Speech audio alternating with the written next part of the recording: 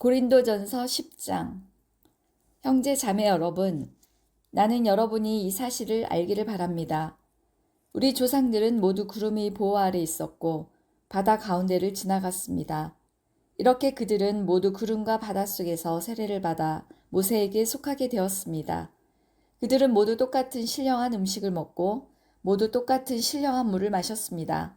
그들은 자기들과 동행하는 신령한 바위에서 물을 마신 것입니다. 그 바위는 그리스도였습니다. 그러나 그들의 대다수를 하나님께서는 좋아하지 않으셨습니다. 그들은 광야에서 멸망하고 말았습니다. 이런 일들은 우리 조상들이 악을 좋아한 것과 같이 우리가 악을 좋아하는 사람이 되어서는 안 된다는 것을 우리에게 가르쳐주는 본보기가 되었습니다. 그들 가운데 얼마는 우상을 숭배했습니다. 성경에 기록하기를 백성들이 앉아서 먹고 마셨으며 일어서서 춤을 추었다 하였습니다. 여러분은 그들과 같이 우상 숭배자가 되어서는 안 됩니다. 간음하지 맙시다. 그들 가운데 얼마가 간음을 하였고 하루에 23,000명이나 쓰러져 죽었습니다. 그리스도를 시험하지 맙시다. 그들 가운데 얼마는 그리스도를 시험하였고 뱀에게 물려서 죽었습니다. 그들 가운데 얼마가 불평한 것과 같이 불평하지 마십시오. 그들은 파멸시키는 이에게 멸망을 당하였습니다. 이런 일들이 그들에게 일어난 것은 본보기가 되게 하려는 것이며 그것들이 기록된 것은 말세를 만난 우리에게 경고가 되게 하려는 것입니다. 그러므로 서 있다고 생각하는 사람은 넘어지지 않도록 조심하십시오. 여러분은 사람이 흔히 겪는 시련 밖에 다른 시련을 당한 적이 없습니다. 하나님은 신실하십니다. 여러분이 감당할 수 있는 능력 이상으로 시련을 겪는 것을 하나님은 허락하지 않으십니다. 하나님께서는 시련과 함께 그것을 벗어날 길도 마련해 주셔서 여러분이 그 시련을 견뎌낼 수 있게 해주십니다. 그러므로 나의 사랑하는 여러분, 우상 숭배를 멀리 하십시오. 나는 지각 있는 사람들에게 말하듯이 말합니다. 내가 하는 말을 판단하십시오. 우리가 축복하는 축복의 잔은 그리스도의 피에 참여함이 아닙니까? 우리가 떼는 빵은 그리스도의 몸에 참여함이 아닙니까? 빵이 하나이므로 우리가 여럿일지라도 한 몸입니다. 그것은 우리가 모두 그 한 덩이 빵을 함께 나누어 먹기 때문입니다. 육신상의 이스라엘 백성을 보십시오. 재물을 먹는 사람들은 그 제단에 참여하는 사람이 아닙니까? 그러니 내가 무엇을 말하려는 것입니까? 우상은 무엇이고 우상에게 바친 재물은 무엇입니까? 아무것도 아닙니다. 이방 사람들이 바치는 재물은 귀신에게 바치는 것이지 하나님께 바치는 것이 아닙니다. 여러분이 귀신과 친교를 가지는 사람이 되는 것을 나는 바라지 않습니다. 여러분은 주님의 잔을 마시고 아울러 귀신들의 잔을 마실 수는 없습니다. 여러분은 주님의 식탁에 참여하고 아울러 귀신들의 식탁에 참여할 수는 없습니다. 우리가 주님을 질투하시게 하려는 것입니까? 우리가 주님보다 더 힘이 세다는 말입니까? 모든 것이 다 허용된다고 사람들은 말하지만 모든 것이 다 유익한 것은 아닙니다. 모든 것이 다 허용된다고 사람들은 말하지만 모든 것이 다 덕을 세우는 것은 아닙니다. 아무도 자기의 유익을 추구하지 말고 남의 유익을 추구하십시오. 시장에서 파는 것은 양심을 위한다고 하여 그 출처를 묻지 말고 무엇이든지 다 먹으십시오. 땅과 거기에 가득 찬 것들이 다 주님이 것이기 때문입니다. 불신자들 가운데서 누가 여러분을 초대하여 거기에 가고 싶으면 여러분 앞에 차려놓은 것은 무엇이나 양심을 위한다고 하여 묻지 말고 드십시오. 그러나 어떤 사람이 이것은 제사에 올린 음식입니다 하고 여러분에게 말해주거든 그렇게 알려준 사람과 그 양심을 위해서 먹지 마십시오. 내가 여기에서 양심이라고 말하는 것은 내 양심이 아니라 다른 사람의 양심입니다. 어찌하여 내 자유가 남의 양심의 비판을 받아야 하겠습니까? 내가 감사하는 마음으로 참여하면 내가 감사하는 그 음식 때문에 비방을 받을 까닭이 어디에 있습니까?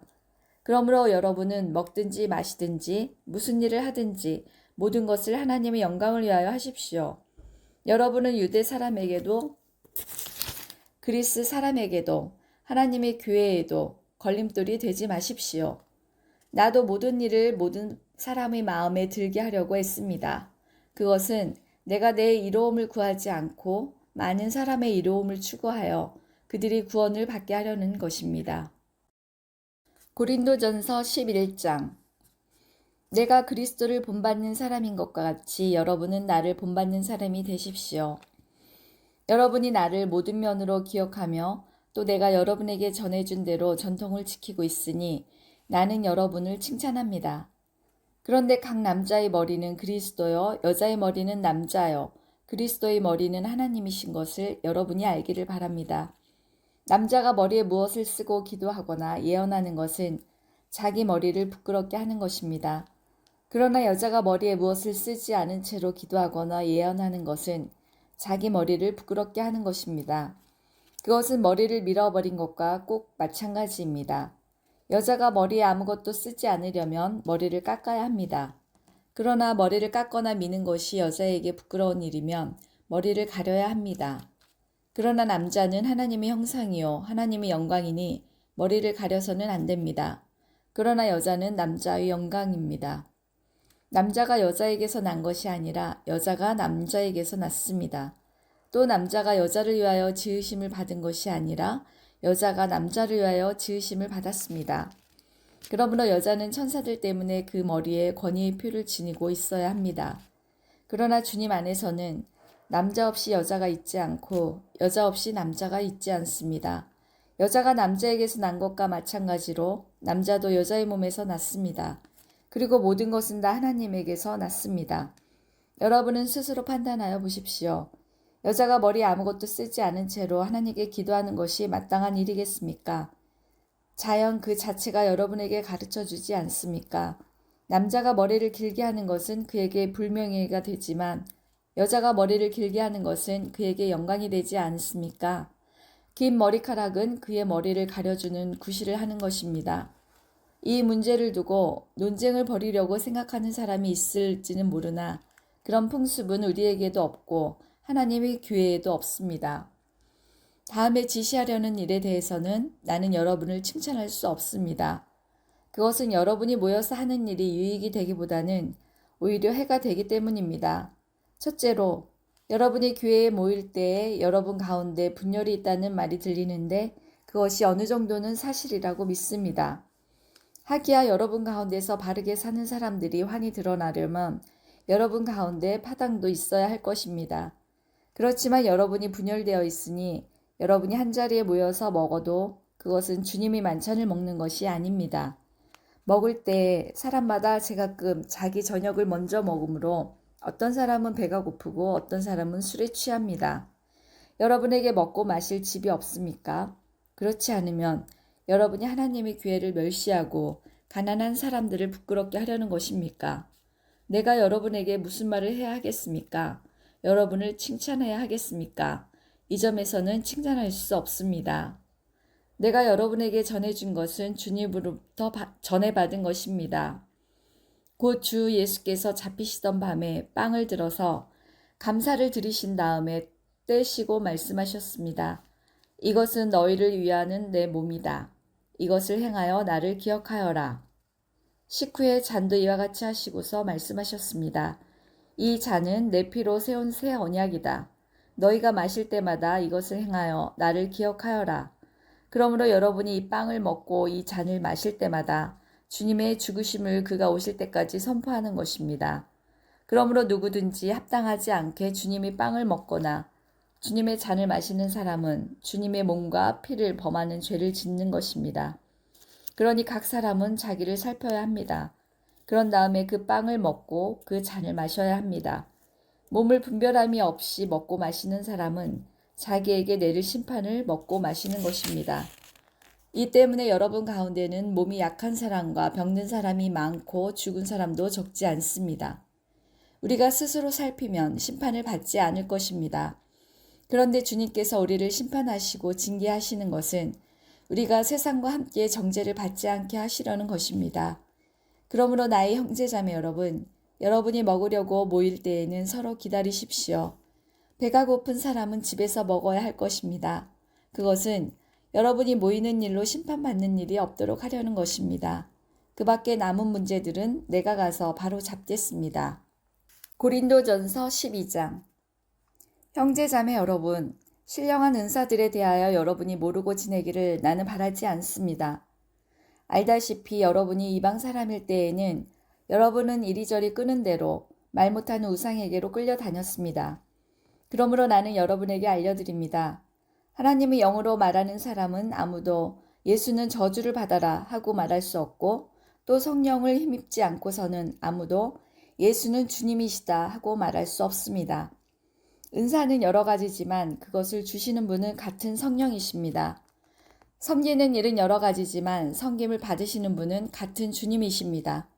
일의 성과는 여러 가지지만 모든 사람에게서 모든 일을 하시는 분은 같은 하나님이십니다. 각 사람에게 성령을 나타내 주시는 것은 공동 이익을 위한 것입니다. 어떤 사람에게는 성령을 통하여 지혜의 말씀을 주시고 어떤 사람에게는 같은 성령을 따라 지식의 말씀을 주십니다. 어떤 사람에게는 같은 성령으로 믿음을 주시고 어떤 사람에게는 같은 성령으로 병 고치는 은사를 주십니다.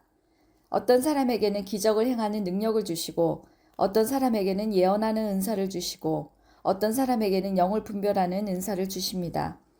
어떤 사람에게는 여러 가지 방언을 말하는 은사를 주시고 어떤 사람에게는 그 방언을 통역하는 은사를 주십니다. 이 모든 일은 한 분이신 같은 성령이 하시며 그는 원하시는 대로 각 사람에게 은사를 나누어 주십니다. 몸은 하나이지만 많은 지체가 있고 몸의 지체는 많지만 그들이 모두 한 몸이듯이 그리스도도 그러하십니다. 우리는 유대 사람이든지 그리스 사람이든지 종이든지 자유인이든지 모두 한 성령으로 세례를 받아서 한 몸이 되었고 또 모두 한 성령을 마시게 되었습니다.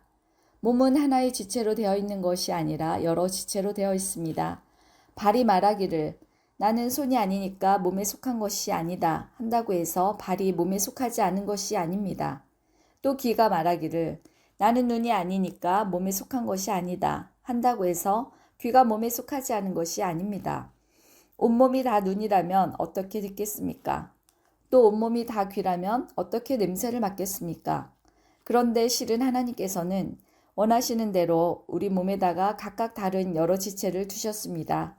전체가 하나의 지체로 되어 있다고 하면 몸은 어디에 있습니까? 그런데 실은 지체는 여럿이지만 몸은 하나입니다. 그러므로 눈이 손에게 말하기를 너는 내게 쓸데가 없다 할 수가 없고 머리가 발에게 말하기를 너는 내게 쓸데가 없다 할 수 없습니다. 그뿐만 아니라 몸이 지체 가운데서 비교적 더 약하게 보이는 지체들이 오히려 더 요긴합니다. 그리고 우리가 덜 명예스러운 것으로 여기는 지체들에게 더욱 풍성한 명예를 덧입히고 볼품없는 지체들을 더욱더 아름답게 꾸며줍니다. 그러나 아름다운 지체들은 그럴 필요가 없습니다. 하나님께서는 몸을 골고루 짜 맞추셔서 모자라는 지체에게 더 풍성한 명예를 주셨습니다. 그래서 몸에 분열이 생기지 않게 하시고 지체들이 서로 같이 걱정하게 하셨습니다. 한 지체가 고통을 당하면 모든 지체가 함께 고통을 당합니다. 한 지체가 영광을 받으면 모든 지체가 함께 기뻐합니다. 여러분은 그리스도의 몸이요 따로따로는 지체들입니다. 하나님께서 교회 안에 몇몇 일꾼을 세우셨습니다. 그들은 첫째는 사도요, 둘째는 예언자요, 셋째는 교사요, 다음은 기적을 행하는 사람이요, 다음은 병 고치는 은사를 받은 사람이요, 남을 도와주는 사람이요, 관리하는 사람이요, 여러 가지 방언으로 말하는 사람입니다. 그러니 모두가 사도이겠습니까? 모두가 예언자이겠습니까? 모두가 교사이겠습니까? 모두가 기적을 행하는 사람이겠습니까? 모두가 병 고치는 은사를 받은 사람이겠습니까? 모두가 방언으로 말하는 사람이겠습니까? 모두가 통역하는 사람이겠습니까? 그러나 여러분은 더 큰 은사를 열심히 구하십시오. 이제 내가 가장 좋은 길을 여러분에게 보여드리겠습니다.